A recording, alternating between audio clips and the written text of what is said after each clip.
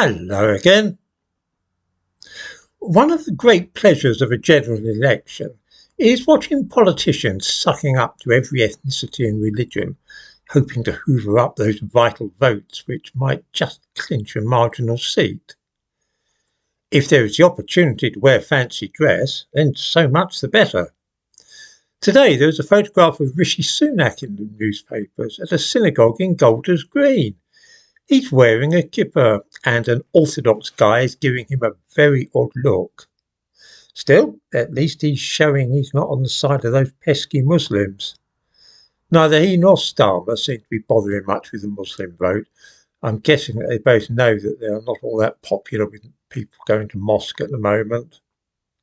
A couple of days ago, Starmer was in a Hindu temple with a garland of flowers around his neck and a red dot on his forehead, fooling around with some idols. It certainly looked more picturesque than Sunak in that shawl. But then Labour has always been better at this kind of hypocrisy than the Conservatives. Posing with exotic religions or ethnic minorities is something Labour does naturally. That is, of course, what David Lammy is doing in the Shadow Cabinet as Shadow Foreign Secretary. The optics could hardly be better. Here is a man whose ancestors were slaves and is, moreover, black as Newgate's knocker. He looks great in pictures, and surely black people seeing Lammy in such an important role would be tempted to vote Labour on the strength of that image alone. Alas, Starmer is refusing to say if he will actually appoint Lammy as Foreign Secretary when he forms an administration on Friday. He's had no hesitation saying plainly that Rachel Reeves will definitely be Chancellor of the Exchequer, which, to be sure, looks good, the first woman ever to hold the post.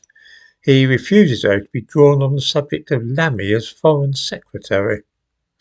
The rumour is that he'll fob him off with some minor post, such as Secretary for Overseas Development or something.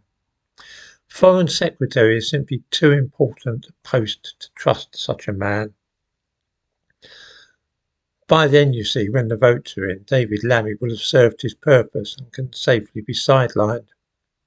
Labour are pretty ruthless about disposing of black people in this way, as though they're no more important than used tissues. In Clacton, the young black guy standing for Labour against Nigel Farage was getting a bit too much attention for Labour's liking. Some of his tweets were being retweeted more often than Keir Starmer's.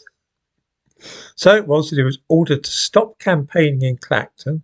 Labour closed down the campaign, refused to give him any more materials or help the local party in any way at all promoting Labour for that constituency, and they sent him off to the West Midlands, where there are a lot of black voters who might actually be influenced by seeing a nattily dressed young black man saying how great Labour will be for them. The cynicism here really is off the scale. Of one thing we can, I think, be quite sure. Even a dubious and dishonest man like Keir Starmer will not be mad enough to allow Lammy to be in charge of the Foreign Office.